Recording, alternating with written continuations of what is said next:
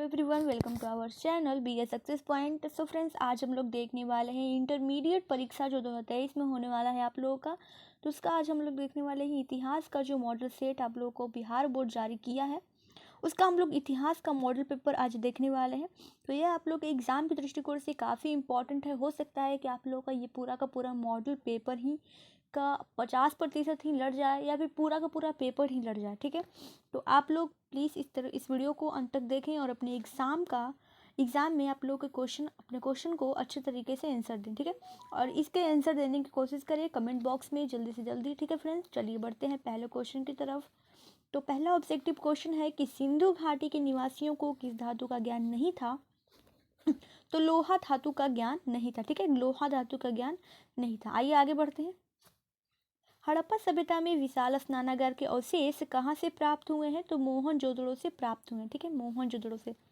चलिए अगला क्वेश्चन देखते हैं। लोथल किस नदी के किनारे स्थित है? तो इस तरह का प्रश्न जो आप लोग के एग्जाम में बिल्कुल ही बनने वाले हैं, तो आप लोग प्लीज़ इसमें का हर एक क्वेश्चन को डिटेल में देखते जाएं। ठीक है, तो लोथल जो है भोगवा नदी के किनारे स्थित है।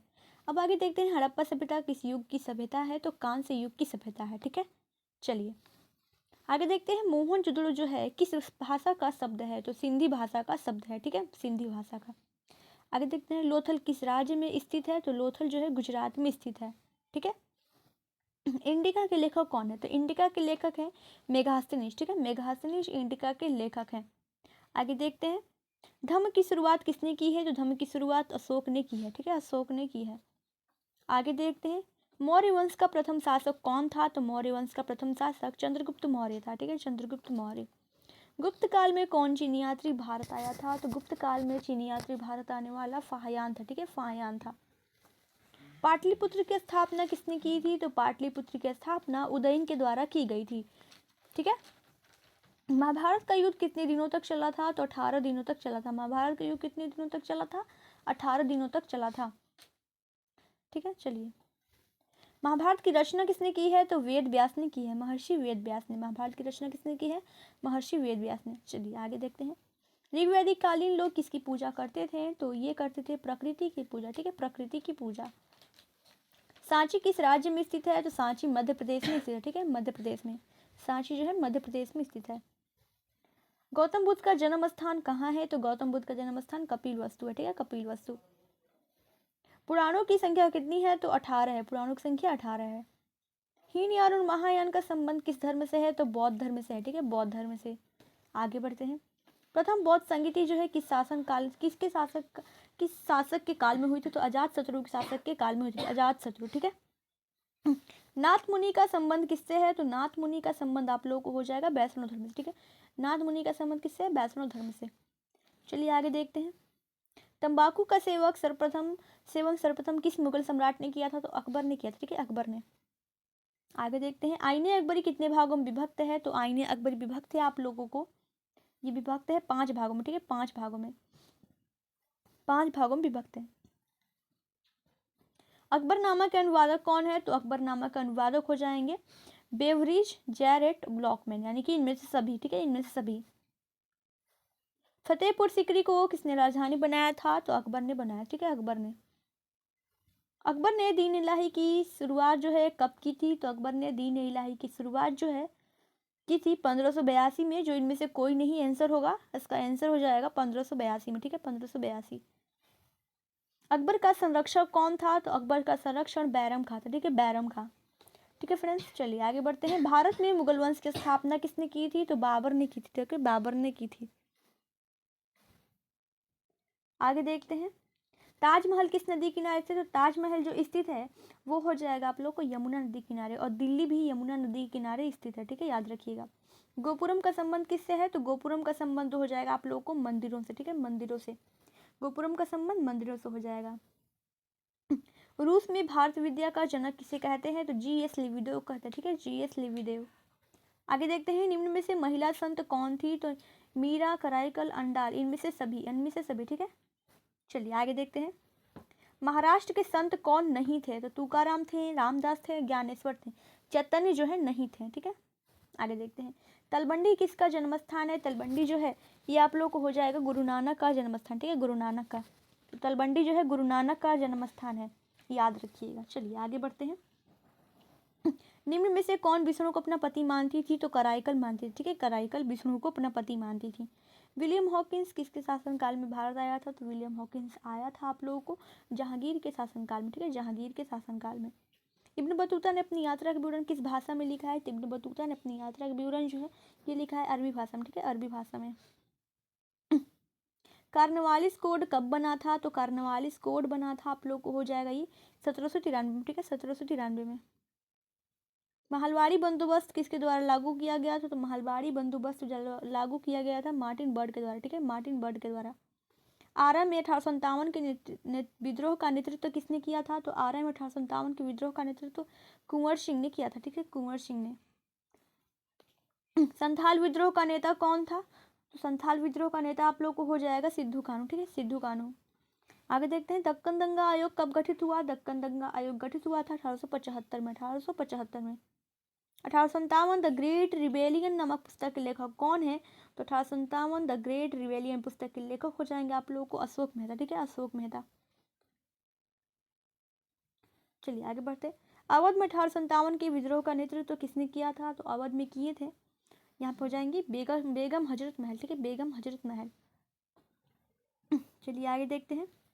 1857 के विद्रोह के दमन के बाद कौन क्रांतिकारी नेता नेपाल गया था? तो 1857 के विद्रोह के दमन के बाद जो है नाना साहब और बेगम हजरत महल दोनों ही नेपाल गए थे, ठीक है, दोनों ही नेपाल गए थे। आगे देखते हैं पुर्तगालियों ने गोवा पर कब अधिकार किया? तो पुर्तगालियों ने गोवा पर अधिकार किया था आप लोग हो जाएगा 1510 ईस्वी में, ठीक है, 1510 ईस्वी में। भारत आने वाला प्रथम जो है पुर्तगाली कौन था? तो वास्को डिगामा था, ठीक है, वास्को डिगामा।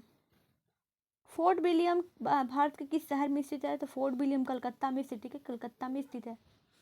चलिए आगे देखते हैं। कलकत्ता में सर्वोच्च न्यायालय की स्थापना किस अधिनियम के तहत हुई? 1773 रेगुलेटिंग एक्ट के तहत कलकत्ता में सर्वोच्च न्यायालय की स्थापना हुई थी। चौल इमारतें जो है किस शहर की प्रमुख विशेषता है? तो चौल इमारतें जो हो जाएगी आप लोगों को बम्बई शहर की प्रमुख विशेषता। महात्मा गांधी का जन्म कब हुआ था? तो आप लोग को यहाँ पे क्वेश्चन देख लीजिए, आगे दिखाते हैं आप लोगों को। तो महात्मा गांधी का जन्म 2 अक्टूबर 1869 को हुआ था। खेड़ा सत्याग्रह का संबंध किस राज्य से है? तो गुजरात राज्य से, ठीक है, गुजरात राज्य से। असहयोग आंदोलन की शुरुआत कब हुई थी? तो 1920 में, ठीक है, 1920 में असहयोग आंदोलन की शुरुआत 1920 में। बंगाल विभाजन की घोषणा कब हुई थी? तो 1905 में हुई थी, लॉर्ड कर्जन के शासनकाल में हुई थी, ठीक है। दांडी किस राज्य में स्थित है? तो दांडी हो जाएगा आप लोगों को गुजरात राज्य में स्थित है, गुजरात राज्य में। निम्नलिखित में से महात्मा गांधी के राजनीतिक गुरु कौन थे? तो गोपाल कृष्ण गोखले थे, ठीक है, गोपाल कृष्ण गोखले। मुस्लिम लीग द्वारा सीधी कार्यवाही दिवस कब मनाया गया? तो 16 अगस्त 1947 को मनाया गया था। नहीं 1946, ठीक है, 16 अगस्त 1946 को मनाया गया, ठीक है, 1946 को। पाकिस्तान शब्द किसने दिया था? तो पाकिस्तान शब्द दिए थे आप लोगों को यहाँ पर दिखा दे, पाकिस्तान शब्द दिए थे चौधरी रहमत अली ने, ठीक है, चौधरी रहमत अली ने। भारत के प्रथम राष्ट्रपति कौन है? तो भारत के प्रथम राष्ट्रपति डॉक्टर राजेंद्र प्रसाद है, ठीक है, डॉक्टर राजेंद्र प्रसाद। भारत संविधान की प्रारूप समिति के अध्यक्ष कौन है? तो प्रारूप समिति के अध्यक्ष हो जाएंगे BR अम्बेडकर, ठीक है, BR अम्बेडकर।